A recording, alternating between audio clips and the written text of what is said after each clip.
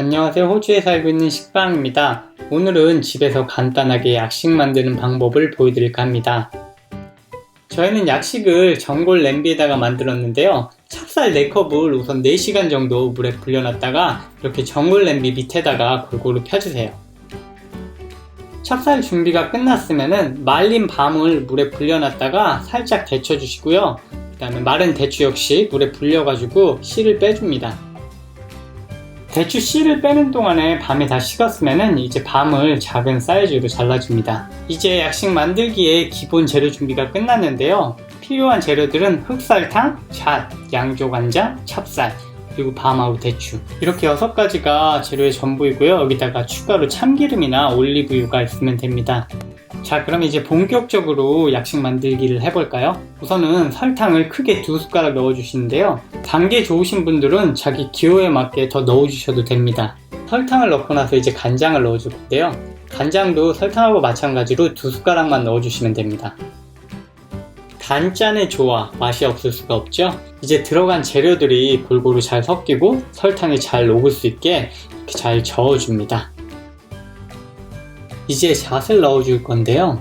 잣을 넣어줄 때는 반을 여기다 섞어주시고 그 다음에 다 완성이 된 다음에 반을 더 섞어주시면은 약식 먹을 때 잣을 씹는 식감이 더 살아있고 색깔도 훨씬 더 이쁘게 나오는 것 같아요.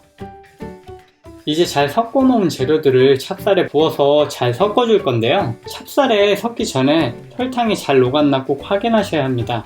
설탕이 잘 안 녹은 상태에서 찹쌀하고 섞이면은 위쪽에 눌러붙게 되니까 설탕이 완전히 녹았는지 확인하고 넣어주세요.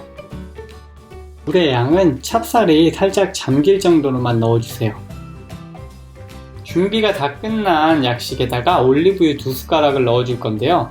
이렇게 미리 올리브유를 넣어주시면은 약식이 다 완성된 다음에 참기름은 조금만 넣어주시거나 안 넣어주셔도 됩니다.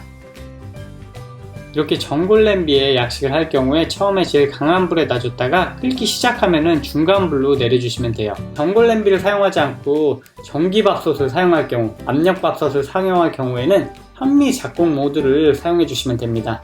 유리 뚜껑에 이렇게 물기가 맺혀가지고 물기가 눈물처럼 이렇게 흘러내리는데 이게 약식의 눈물이거든요. 이렇게 눈물이 흘러내리기 시작하면은 불을 제일 약한 단계로 내려주신 다음에 한 20분 정도 뜸을 들여주시면 돼요. 20분 정도 약식을 뜸을 들이고 이제 완성이 됐는데요. 여기다가 잣을 넣어줄 거예요. 앞에서 말씀드렸듯이 저희는 잣을 2번에 나눠서 넣어줬는데요. 이렇게 잣을 다 만든 다음에 넣어서 섞어주면은 잣의 씹는 맛이 조금 살아있어가지고 좋습니다. 잣을 골고루 섞어주셨으면은 이제 마지막 재료인 참기름이 들어갑니다. 처음에 올리브유를 넣어주신 분들은 참기름을 안 넣어주셔도 상관없는데 참기름이 있으면은 이렇게 마지막에 참기름을 넣어주시면은 더 고소한 맛이 살아서 맛있는 약식이 완성이 됩니다. 이제 드디어 맛있는 약식이 완성이 됐는데요. 이 약식을 쟁반에 담아서 식혀준 다음에 이걸 이쁘게 모양을 내서 잘라줄 거예요.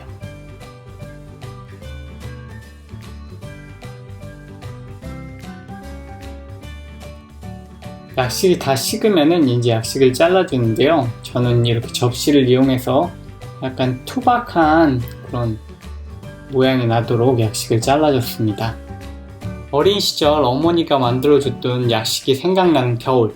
어쩌면 손이 많이 가는 약식이지만 건강하고 맛있는 겨울 간식 약식을 식빵이와 함께 만들어 보는 건 어떨까요?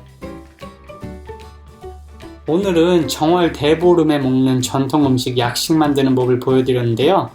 오늘도 재미있게 보셨으면 좋아요랑 구독 눌러주세요. 그럼 식빵이는 다음 시간에 다른 영상을 가지고 다시 찾아오도록 하겠습니다.